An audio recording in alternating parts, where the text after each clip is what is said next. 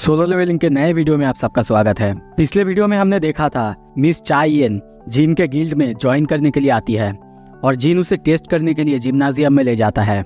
अब आगे वीडियो में आगे बढ़ने से पहले एक अनाउंसमेंट है। मैं एक बंगाली चैनल खोलना चाहता हूँ। इस बारे में मैंने पहले भी बोला था। सो आप में से बहुत लोगों को पता होगा कि मैं बंगाली हूँ और बंगाली में जो चैनल होगा उसमें भी सोलो लेवलिंग और ये सब के बारे में बातें होगा, पर उसमें एक्सप्लेनेशन नहीं होगा। उसमें एक्चुअली प्रॉपर वीडियो होगा हर एक चीज के बारे में। सो सपोर्ट करोगे तो जो सपोर्ट करोगे और जिनको जिनको बांग्ला आता है कमेंट में बताओ। सो हमारे बांगाली भाइयेरा हवे तो कमेंट करो सबाई। एपिसोड के शुरू में हम मिस चाइयन को देखते हैं। उसके सामने बेरू है। वो बेरू को देख के थोड़ा सा नर्वस होती है। उसकी बॉडी से, उसकी फेस से हम पसीना निकलते हुए देखते हैं। जिन फिर से कहता है, क्या तुम सच में श्योर हो तुम्हें इससे लड़ना है? तभी जिन के साइड में हम बेरू को देखते हैं। वो बेरू को देख के सोचने लगता है, एक बार अगर किसी भी बीस्ट का शैडो एक्सट्रैक्ट किया जाए तो उसके बाद वो नॉर्मली मतलब अपने असली रूप से थोड़ा सा वीकर होता है, पर फिर भी ये बेरू है, इसका ताकत अलग ही लेवल का है। ये एक किलिंग मशीन है। अगर इसने अपना पूरी ताकत से उससे लड़ा तो शायद मिस चाइयन। वो ये कंटिन्यू करता उससे पहले ही बेरू कहता है, माय किंग मैं क्या करूं? जिन कहता है, उसे हराओ पर इतना ख्याल रखना कि उसे कुछ ना हो। हाँ कहते हुए बेरू आगे जाने लगता है। तभी आगे जाते हुए बहुत ही तेजी से रोअर करता है। उसकी रोअर की वजह से बाहर के लाइट्स वो पूरा जगह कांपने लगता है। यहाँ तक कि किसी लाइट का पूरी तरह से फ्यूज उड़ जाता है। मिस चाइयन ये देख के बहुत ज़्यादा घबराती है और सोचती है संग जिनबू एक्चुअली इससे फाइट की थी। तभी बेरू को देखते हैं, हाथ को हथियार जैसा बना लेता है और मिस चाइयन से लड़ने के लिए बिल्कुल तैयार है। पर तभी जिन उसकी तरफ देखते हुए कहता है, अपने हाथ को थोड़ा संभाल के, अगर तुमने उसे चोट पहुंचाई तो मैं तुम्हें पूरी तरह से बर्बाद कर दूंगा। ये सुन के बेरू कहता है, यस माय किंग। मिस चाइयन को देखते हैं। वो सोचने लगती है, ये मेरा चांस है, ये एक ओपनिंग है। और तभी वो आगे जाके उस पर हमला करती, पर उससे पहले ही हम देखते हैं बेरू उसके पीछे आता है और उस पर वही हमला करने की कोशिश करता है जिससे पिछली बार उसने उसे चोट पहुंचाई थी। मिस चाइयन भी उसे ये हमला करते हुए देख के बहुत ज़्यादा चौंकती है और सोचने लगती है, वो तो बिल्कुल वैसा ही कर रहा है जैसे कि उसने लास्ट टाइम की थी। अपना तलवार घुमाते हुए कहती है, क्या तुम्हें लगता है मैं इसी सेम टेक्निक से दोबारा फंसूंगी? पर बेरू उसका तलवार को आसानी से रोक लेता है और जिनकी कही हुई बात सोचने लगता है, मेरे किंग ने मुझे कमांड दिया है कि मैं इसे सिर्फ हराऊं, इसे ज़्यादा चोट ना पहुंचाऊं, इसीलिए मैं इसे बस दिखाऊंगा कि ये मेरे ताकत के सामने कुछ नहीं है। पर मिस चाइयन वो बिल्कुल मानती नहीं है, बार बार बीरू पर अटैक करती है, पर बीरू आसानी से उसका हर एक अटैक को डॉज करे जा रहा है। मिस चाइयन ये देख के सोचने लगती है, अब तक मेरा ख़त्म नहीं हुआ है। बार बार हमला करते जा रहा है पर बार बार उसकी हर एक अटैक को बेरू डॉज करते जा रहा है। ये देख के वो भी बहुत ज़्यादा चौंकती है। उसे समझ में नहीं आ रहा था कि ये कैसे हो रहा है, हर बार उसके अटैक को बेरू कैसे डॉज करती है। तभी देखते हैं बेरू उसके मुंह के सामने आके एक बहुत ज़ोर से रोअर करती है जिससे मिस चाइयन की बॉडी पूरी तरह से कांप जाता है। उसकी रोअर की वजह से पीछे खिसक जाती है। ये सब देखते हुए जिन सोचता है, अब तो देख के लगता है कौन जीतने वाला है ये डिसाइड हो गया है। और तभी उसे कहता है, क्या अब तुम्हें समझ में आया? पर मिस चाइयन कहती है, अभी नहीं, मेरे अंदर अभी भी लड़ाई करने की क्षमता बची हुई है। ये सुन के जिन को बहुत ज़्यादा अजीब लगता है। वो बिल्कुल समझ नहीं पा रहा है कि वो इतना ज़्यादा जीत क्यों कर रही है, जबकि उसे पता है कि उसके और बेरू के बीच का डिफरेंस कितना ज़्यादा है। बेरू की तरफ देखते हुए वो सोचने लगता है, हाँ हो सकता है बेरू अब पहले से डिफरेंट है, मेरा शैडो सोल्जर बन चुका है, पर अभी भी अपने दिल से वो एक किलिंग मशीन है। यहाँ तक कि मैं अब भी उसके अंदर समझ पा रहा हूँ कि वो मारने की जो थ्रस्ट है उसको कितना ज़्यादा सप्रेस कर रहा है। मुझे नहीं पता कि उसका क्या रीज़न है, पर आई होप कि वो कोई रॉन्ग कॉल ना ले ले। मिस चाइयन को देखते हुए अब बेरू को थोड़ा सा गुस्सा आने लगता है। वो तभी कहता है, हाउ डेयर यू। और तभी देखते हैं वो मिस चाइयन पर बहुत ही ज़्यादा खतरनाक हमला करने जाता है। अपने हाथों की मदद से अपने हाथ को बहुत ज़्यादा नुकीला बना लेता है। पर मिस चाइयन उसके अटैक को डॉज तो करती है, पर वहाँ पे उस ज़मीन की हालत बहुत ज़्यादा ख़राब हो जाता है। तभी देखते हैं मिस चाइयन अपना स्किल स्वॉर्ड डांस करती है, जिसके मदद से हम देखते हैं उसके मूवमेंट बहुत ज़्यादा अजीब हो जाता है। पर भाई ये तो बेरू है, बेरू उसकी हर एक अटैक को डॉज करे जा रहा है। और तभी देखते हैं वो उसकी तलवार को ही तोड़ देता है। ये सब होते हुए देख के मिस चाइयन सोचने लगती है, अब मेरे पास ज़्यादा माना नहीं है, मैं ज़्यादा कुछ नहीं कर सकती, पर मैं उसी स्किल को एक बार यूज़ कर ही सकती हूँ। उसके लिए तो मेरे पास एनफ माना होना ही चाहिए, स्वॉर्ड ऑफ लाइट। और तभी देखते हैं उसका स्वॉर्ड चमकने लगता है। वो जंप करते हुए बेरू पे बहुत ही खतरनाक एक हमला करती है, जिससे हम देखते हैं उसका तलवार वो बेरू के सर को पार करते हुए बेरू के बॉडी के आर पार हो जाता है। ये देख के जीन भी बहुत ज़्यादा चौंक जाता है। चौंकते हुए सोचने लगता है नहीं। तभी हमें यहाँ पे नैरेटर कहता है कुछ ही मोमेंट के लिए बेरू के दिमाग में वही कमांड आया जो कि उसके बर्थ के टाइम में उसे दिया गया था। ये कमांड और किसी ने नहीं, क्वीन ने उसे दिया था। ये कमांड बेरू बहुत ही पहले भूल चुका था, पर ये एक इंस्टिंक्ट है जो कि है एनिमी को पूरी तरह से बर्बाद कर दो। और तभी देखते हैं बेरू की आँख पूरी तरह से रेड हो जाता है। उसे बहुत ज़्यादा गुस्सा आ चुका है और वो कहने लगता है ये औरत, ये है मेरी दुश्मन। और तभी देखते हैं उसका रूप वो बहुत ज़्यादा भयंकर हो जाता है और बहुत ही खतरनाक रूप के साथ बहुत ही गुस्से में वो मिस चाइयन की तरफ अटैक करने वाला था। जीन भी ये देख के चौंकता है और बहुत ही ज़्यादा ज़ोर से चिल्ला के कहता है रुक जाओ। मिस चाइयन डरते हुए अपना आँख बंद कर लेती है और तभी देखते हैं वहाँ पे बहुत खतरनाक एक ब्लास्ट होता है। पर कुछ देर बाद हम देखते हैं जीन बेरू का हाथ पकड़ चुका है और कहता है मैंने तुम्हें कहा था ना रुकने के लिए। मिस चाइयन को कहता है क्या तुम ठीक हो? बेरू देखते हैं बाद से जंप करते हुए दूर चला जाता है। जीन से माफ़ी मांगते हुए कहने लगता है माय किंग प्लीज़ मुझे माफ़ कर दीजिए, मुझे माफ़ कर दीजिए। जीन को अभी थोड़ा सा गुस्सा आ चुका है। मिस चाइयन को कहने लगता है ये सिर्फ एक टेस्ट है, क्यों तुम इतना मेहनत कर रही हो? और वैसे भी एक नेमलेस गिल में आने के लिए इतना मेहनत क्यों? मिस चाइयन चुप रहती है। ये देख के जिन कहता है क्या तुम इस बार भी मुझे कुछ नहीं बोलने वाली? आखिर तुम्हारी प्रॉब्लम क्या है? कुछ देर चुप रहने के बाद कहता है मैं नहीं जानता ये सही है कि नहीं। क्या तुम मुझ में इंटरेस्टेड हो? पर यह सुनने के बाद मिस चाइयन चौंकते हुए कहती है क्या? उसके मुंह से ये सुनने के बाद जीन सोचने लगता है अगर ये नहीं तो क्या है? पर वो मुझे बताती भी नहीं है क्या है। पर तभी देखते हैं मिस चाइयन कहती है अगर मैं कहूँ I think so.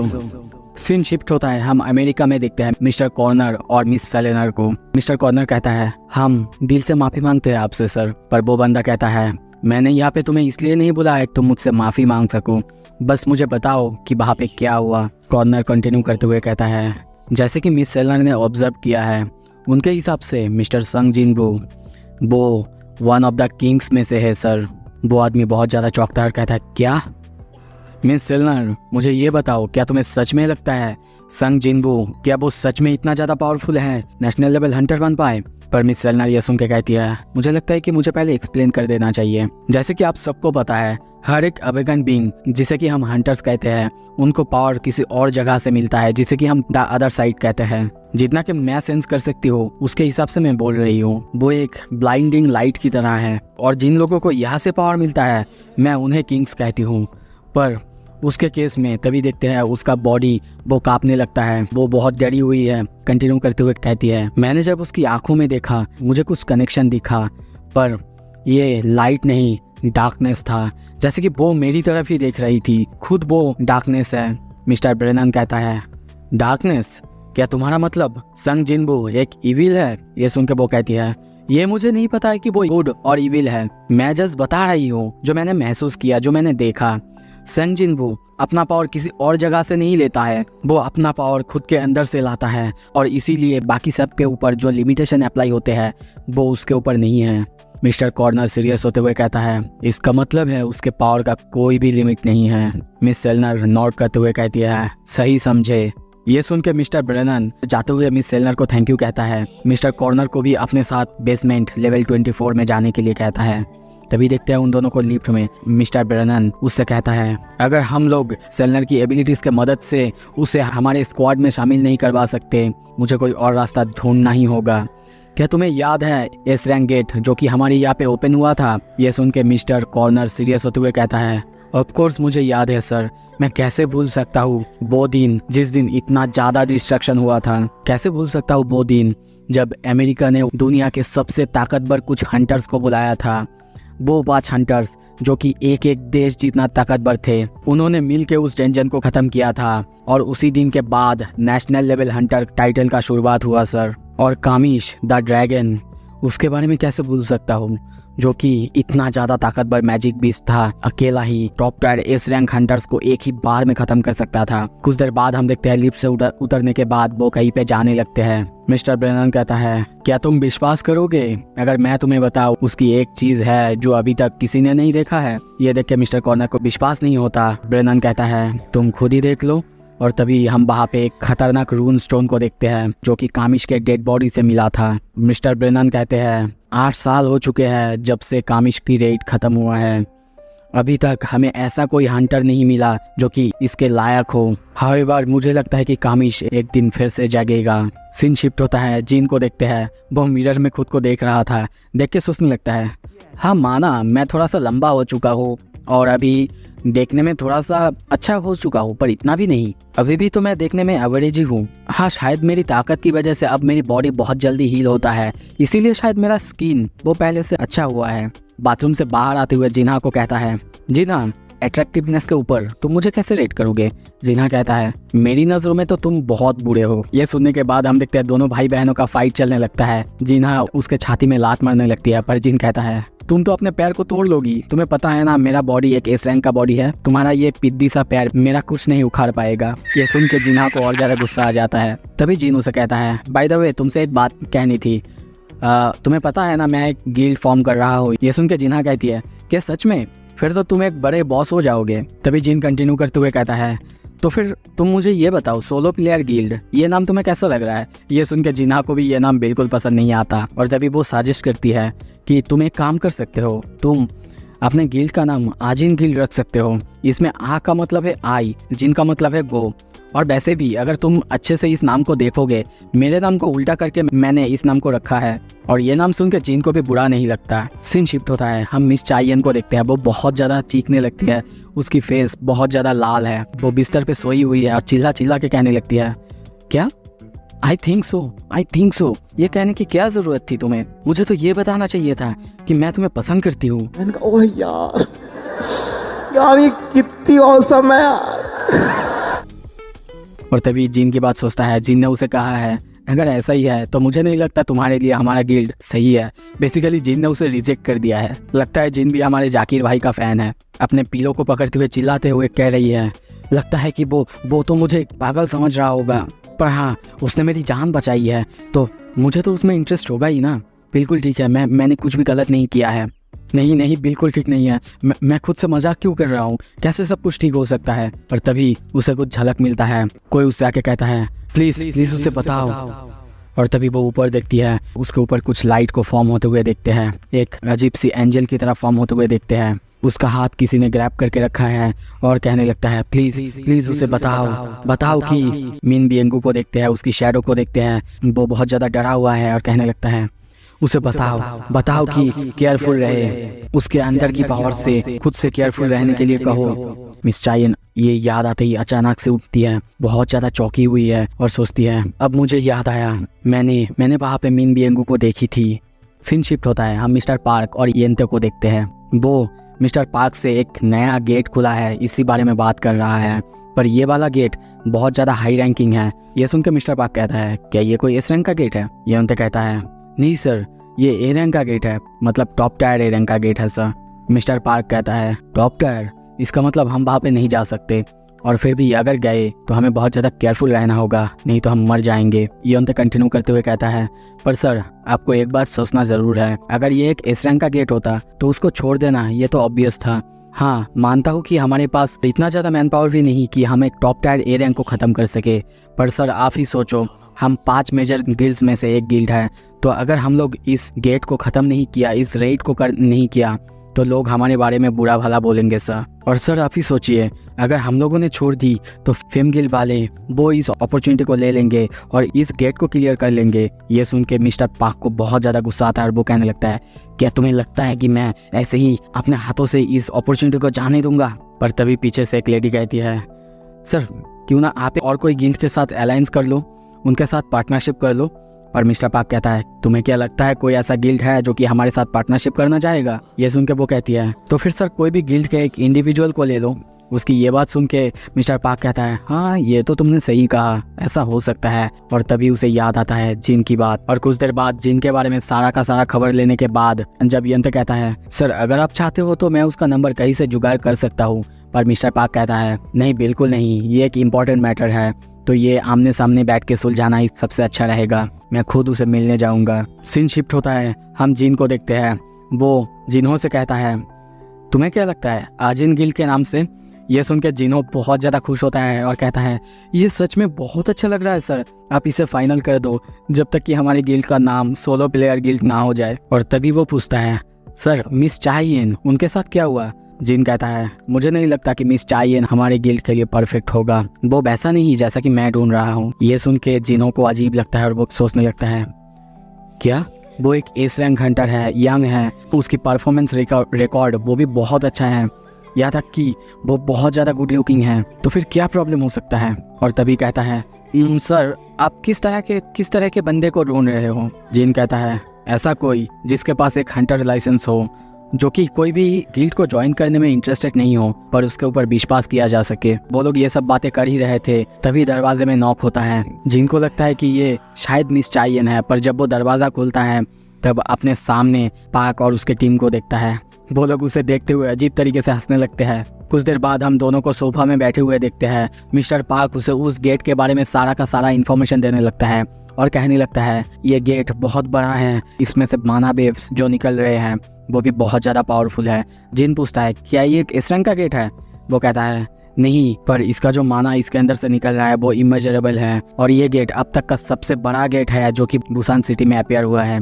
Busan city के नाम सुन के जिन को जूही की बात याद आता है और वो सोचने लगता है बुसान, तो फिर बाहर जाके मैं जूही से अपना ट्रीट भी मांग सकता हूँ। मुझे तो लगा था ये बंदा जूही के बारे में सब कुछ बिल्कुल भूल ही चुका है, पर चलो याद है। मिस्टर पार्क कंटिन्यू करते हुए कहता है आई एम श्योर कि तुमने न्यूज़ देखा ही होगा, जो हंटर एसोसिएशन है वो हम लोगों को परमिट नहीं देना चाहते क्योंकि हम लोगों के गिल्ड में कोई भी एस रैंक हंटर नहीं है और वो गेट बहुत ज़्यादा रिस्की हो सकता है। हाउएवर एसोसिएशन हमें परमिशन दे सकता है अगर हमारे साथ तुम ज्वाइन कर लो, और तुम्हें चिंता करने की बिल्कुल ज़रूरत नहीं है, हम तुम्हें बहुत अच्छे पैसे देंगे। वैसे तो नॉर्मली अगर ऐसे पार्टनरशिप होता है तो उसमें 10% किसी भी हंटर्स को दिया जाता है, पर मैं तुम्हें 20% तक दे सकता हूँ। तभी जिन कहता है चलो 50-50 में डन करते हैं। यह सुन के मिस्टर पार्क कहता है क्या, समझा नहीं। जिन कंटिन्यू करते हुए कहता है मैं तुम्हारे साथ टीम अप तभी करूंगा जब तुम मुझे एक गिल्ड की तरह देखोगे, न कि एक इंडिविजुअल हंटर की तरह। दरअसल मैं एक गिल्ड बनाने जा रहा हूँ, आजिन गिल्ड, उसके लिए मुझे फंडिंग चाहिए। पर मिस्टर पार्क नेगोशिएट करने की कोशिश करता है, पर जिन कहता है मैं यहाँ पे नेगोशिएट करने की कोशिश नहीं कर रहा हूँ तुम्हारे साथ, जो मैंने बोला वही है। मिस्टर पार्क को समझ में आ जाता है कि जिन बिल्कुल मानने वाला नहीं। तभी देखते हैं उनका डील हो जाता है। मिस्टर पार्क जाते हुए कहता है अगर तुम चाहते हो तो चलो हमारे साथ, हम तुम्हें वहाँ पे ले जाएंगे। पर जिन कहता है नहीं, टाइम होने पे मैं अपने आप वहाँ पे चला जाऊँगा। तभी देखते हैं योंते जिन के शैडो में कुछ नोटिस करता है और मिस्टर पार्क को कहता है आई एम प्रीटी श्योर कि मैंने उनके शैडो में कुछ हिलते हुए देखा। मिस्टर पार्क कहते हैं तुम पी के आए हो क्या। तभी देखते हैं जिन के पास एक कॉल आता है, ये नंबर अननोन था, इसीलिए जिन कहता है पता नहीं कौन है, बाहर आके बात करने लगता है। पर दूसरी तरफ से हम देखते हैं उसके मॉम थी। वो कहती है मुझे बस तुम्हारी आवाज़ सुननी थी इसीलिए मैंने तुम्हें कॉल किया। जिन सोचने लगता है नहीं और कोई कैसे हो सकता है, ये बस मेरी मॉम ही है, और कौन होगा, बंदा वेट तो कर रहा है किसी के लिए। और हंसते हुए मन में कहता है किसकी कॉल का ही मैं एक्सपेक्टेशन लगा के बैठा हुआ हूँ। सीन शिफ्ट होता है, बुसान में हम उसी गेट को देखते हैं। सारे के सारे हंटर्स वहाँ पे आ चुके हैं, पर मिस्टर पार्क अभी फ़ोन की तरफ देख रहा है, टाइम देख रहा है, क्योंकि अब तक जिन वहाँ पे नहीं पहुँचा था। 5 मिनट के अंदर ही उन्हें गेट के अंदर जाना है। जिन को देखते हैं वो अब अपने बिल्डिंग के बाहर है, बाहर की वेदर वो भी बहुत ज़्यादा ख़राब है। ये देखते हुए वो सोचने लगता है आई होप कि जिन्हा ने अम्ब्रेला ली है, लगता है कि अब मुझे जाना चाहिए। Shadow exchange. सीन शिफ्ट होता है, जिन्हा की स्कूल में देखते हैं 3 लड़के को देखते हैं। उनको काम दिया गया है स्कूल का, पर उन्हें ये काम बिल्कुल पसंद नहीं आ रहा है, इसीलिए इस बारे में बातें करते हुए वो लोग एक रूम के अंदर जाते हैं। रूम की हालत बहुत ज़्यादा ख़राब है क्योंकि बहुत दिनों से यहाँ पे साफ सफाई नहीं की गई है। तभी उनमें से एक लड़का जब सामने जाता है, सामने जाते ही देखता है वहाँ पे एक डेंजन गेट खुला हुआ है। ये देख के बाकी बंदे तो थोड़ा सा डरते हैं, पर वो आगे जाते हुए कहता है चिल आउट गाइज, ये गेट तो बंद है ना, तो फिर यहाँ पे टोटली सब कुछ सेफ है। सिर्फ हंटर्स ही है जो कि इस गेट से अंदर या फिर बाहर जा आ सकते हैं। प्लस तुम सबको तो पता ही है 1 हफ्ता लगते हैं किसी गेट को ओपन होने में। पर तभी दूसरा बंदा कहता है, पर तुमने कहा था ना कि ये इस रूम को पिछले सेमेस्टर से यूज नहीं किया गया और हमने इसे अभी ढूंढा, इसका मतलब। तभी उस गेट को हम उसमें से बहुत बड़े बड़े क्रैक आते हुए देखते हैं और तभी देखते हैं बोर्ड इंजन टूट जाता है और उसमें से एक बहुत ही खतरनाक हाथ बाहर निकलता है जो कि उस लड़के को ग्रैब कर लेता है। पीछे से बहुत सारे लड़के चिल्लाते हुए कहने लगते हैं, जोंगसुक की हालत बहुत ज़्यादा ख़राब है।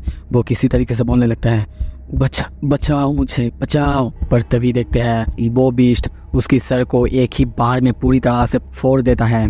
उसकी खून चारों तरफ बिखरने लगता है। वो दोनों स्टूडेंट्स बहुत ज़्यादा डर जाते हैं और उसी गेट से हम एक मैजिक बीस्ट को बाहर आते हुए देखते हैं। वो लोग चिल्लाते हुए कहते हैं, जोंगसुक। सो इसी के साथ ये एपिसोड यहाँ पे ख़त्म होता है। अगला एपिसोड बहुत जल्द लाऊंगा। देखने के लिए बहुत बहुत शुक्रिया।